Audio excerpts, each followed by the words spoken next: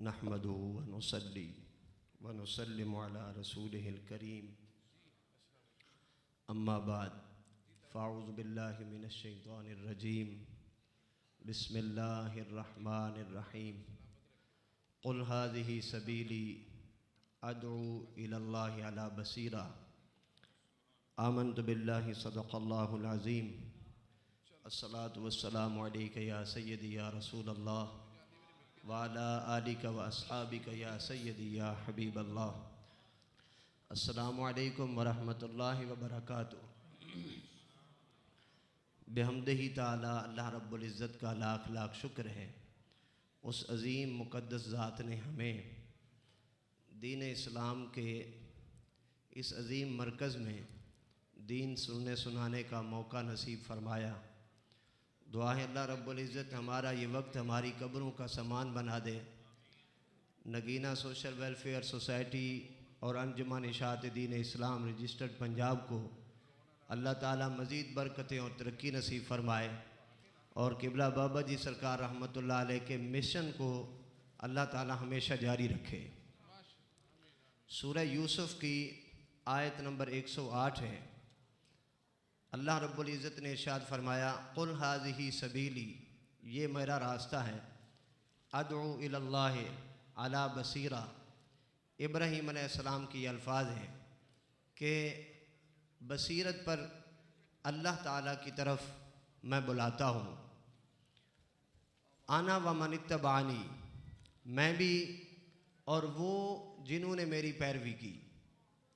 जिन्होंने सैयदना इब्राहीम अलैहिस्सलाम की पैरवी की वो बसीरत पर थे, तो यकीनन जिन्होंने नबी करीम सैयदना मुहम्मदुर रसूलुल्लाह सल्लल्लाहु अलैहि वसल्लम आपकी पैरवी की वो भी हिदायत के मादन, ईमान के ख़जाने, सहाबा किराम रहमान का लश्कर थे और अल्लाह रब्बुल इज़्ज़त का दिया हुआ तरीक़ा जिन उन दिलों के अंदर बैठा, यकीनन वो दिल पाक थे, इल्म में बहुत मजबूत थे, बेतकल्लुफ़ और अल्लाह रब्बुल इज़्ज़त के चुने हुए लोग थे जिन्हें सहाबा कहा जाता है। जिस तरह से नबूवत का दरवाज़ा बंद है, इसी तरह सहाबियत का भी दरवाज़ा बंद है। कोई नबी आए तो उसे देखने वाले सहाबी बने ना, जब नबी नहीं आने वाले तो कोई सहाबी भी बनने वाला नहीं है। कोई अगर इस वक़्त करोड़ साल भी इबादत कर ले तो वो सहाबी के एक लम्हे की इबादत और एक लम्हे के सांस तक नहीं पहुंच सकता। उसकी वजह यह है कि अल्लाह रब्बुल इज़्ज़त ने अपने हबीब को देखने में, एक नज़र देखने में जो अजर रखा है वो करोड़ साल की इबादत में भी नहीं रखा। तो जिन लोगों को वो अजर, वो लम्हे और नबी करीम सल्लल्लाहु अलैहि वसल्लम को देखने की इज़्ज़त व अज़मत और एज़ाज़ मिल गया, उनके साथ कोई भी शख्स नहीं मिल सकता। सहाबा किराम रिज़वानुल्लाह ताला अलैहिम अजमाइन, आपकी अगर आप मेहनतें और काविशें देखें दीन के लिए, ये जो आपके पास ला इलाहा इल्लल्लाहु मुहम्मदुर रसूलुल्लाह है, ये नतीजा है सहाबा किराम के पूरे ख़ानदान कुर्बान करने का। अपने खून पसीने, अपनी जायदादें, सब कुछ कुर्बान करने का ये नतीजा है। अल्लाह रब्बुल इज़्ज़त ने जब दीन इस्लाम दिया, नबी करीम सल्लल्लाहु अलैहि वसल्लम ने उसकी तबलीग शुरू फरमाई, तो सहाबा किराम ने अपनी जानें, हत्ता के नबी करीम सल्लल्लाहु अलैहि वसल्लम के सहाबा की वालदाएं और उनके पूरे ख़ानदान, अगर आप देखें, ईमान लाने की वजह से उन्हें टुकड़े टुकड़े कर दिया गया, लेकिन इसके बावजूद वो दीन से नहीं हटे। और इसके लिए कितनी मेहनत हो रही है। सूरतुल अनकबूत की आयत नंबर 8, हज़रत साद बिन नबी वकास रज़ी अल्लाह तआला अन्हु, आप ईमान लाए, आपकी वालदा ने इस ईमान लाने पर एहतजाज किया। एक दिन ना खाना खाया, ना पानी पिया, और कहा साद से कहो अगर वो मोहम्मद सल्लल्लाहु अलैहि वसल्लम का कलमा नहीं छोड़ते तो मैं खाऊंगी नहीं, पीऊंगी नहीं, मर जाऊंगी और तुम अपनी माँ के कातिल कहलाओगे। अगर तुमने वो कलमा ना छोड़ा तो ये मेरा एहतजाज जारी रहेगा। एक दिन गुजर गया, दूसरा दिन गुजर गया। हज़रत साद बिन अबी वक़ास रज़ी अल्लाह ताला अन्हु अपनी वालदा के पास गए। आपने फरमाया, अगर तुम्हारी 100 जानें हों और एक एक करके जान निकलती रहे, मैं कभी अपने आका का कलमा नहीं छोड़ सकता। ये अपने घर अपने ख़ानदान कुर्बान हो रहे हैं।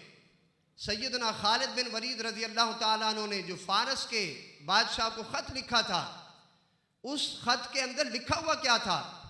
आपने फरमाया, फ़इन्ना नदऊकुम इलल इस्लाम, मैं तुम्हें इस्लाम की तरफ बुलाता हूँ। फ़इन अबैतुम, अगर तुम इस्लाम से इनकार करते हो, फ़अतुल जिज़िया, फिर जिज़िया दो। अन यदूं, अपने हाथ से आके जिज़िया पेश करो। वहुम सागिरून, और बहुत छोटे हो के यहाँ आओ, अगरचे वहाँ के बादशाह हो। फ़इन अबैतुम, अगर तुम फिर भी इससे इनकार करोगे, फ़इन्ना माया कौमन युहिब्बूनल क़त्ल फ़ी सबीलिल्लाह कमा युहिब्बु फ़ारिसुल ख़मरा। आपने फरमाया, अगर तुमने जिज़िया देने से भी इनकार किया तो याद करो, मेरे आका सल्लल्लाहु अलैहि वसल्लम की तरबियत याफ्ता मेरी जमात ऐसी है, जिस तरह तुम्हारे यहाँ शराब को पसंद किया जाता है, ये जाने अपने हाथ पर लेकर अल्लाह की राह में जिहाद में जान देना, इससे भी ज़्यादा इसको पसंद फरमाते हैं। ये मेहनत सहाबा किराम की, इस्लाम को पहचाने के लिए एक एक शख्स दीन के लिए मेहनत कर रहा है। अभी ग़ज़वा उहद से वापस ही आए हैं, घर जाके बैठे हैं। 70 ज़ख्म एक सहाबी को लगे हुए हैं, 70 ज़ख्म। अभी घर पहुँचे, उधर से सैयदना जिब्रील अलैहिस्सलाम हाजिर हो गए। या रसूल अल्लाह सल्लल्लाहु अलैहि वसल्लम, क्या आपने जंगी लिबास उतार दिया है? आपने फरमाया, उतार दिया है। अर्ज़ की, हुज़ूर मैंने अभी तक नहीं उतारा।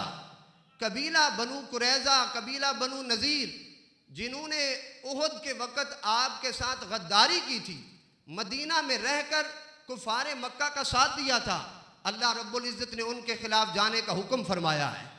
सैयदना जिब्रील अलैहिस्सलाम का ये पैगाम पहुँचाना था। नबी करीम सल्लल्लाहु अलैहि वसल्लम ने फरमाया, जाओ बिलाल, मदीने में आवाज़ दो, अब हमने दूसरे ग़ज़वे के लिए निकलना है। सहाबा किराम, जूँ ही ये पैगाम पहुँचता है, किसी ने ये नहीं कहा कि हुजूर हमारे तो घर के मामलात हैं, बच्चों की शादी के मामलात हैं, मसरूफियत है। नहीं, 70 ज़ख्म लगे हुए हैं, फिर भी खंजर, भाले, तलवारें लेकर पूरी जमात बाहर आ जाती है।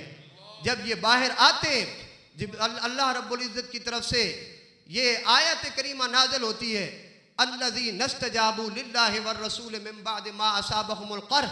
ऐ हबीब, आपकी तरबियत याफ्ता सहाबा की जमात 70 ज़ख्मों के बावजूद जब जिहाद के लिए निकले तो इन्हें देखकर अल्लाह की रहमत को भी वजद आ रहा है। किस अंदाज में इस्लाम का किला गाड़ने के लिए ये लोग दिन भर और हमेशा के लिए ज़िंदगी भर ये कोशिश कर रहे हैं। आज अगर बात कोई भी शख्स कोई बात करे तो हमेशा के लिए हर मुसलमान के बच्चे पर फ़र्ज है कि वो सहाबा किराम से हमेशा के लिए मोहब्बत करें। अपनी ज़ुबान से जब बोलें सहाबा की मोहब्बत बोलें, सहाबा किराम के साथ अपनी अकीदत का इजहार करें।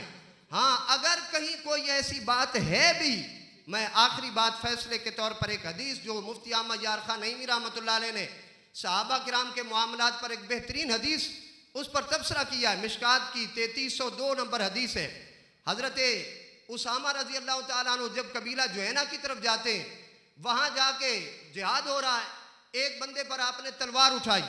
जब तलवार उठाई तो उसने कहा, ला इलाहा इल्लल्लाह मुहम्मदुर रसूलुल्लाह। हज़रत उसामा रज़ी अल्लाह ताला अन्हु ने वो जो तलवार उसके ऊपर उठाई हुई थी वो उस पर चला दी।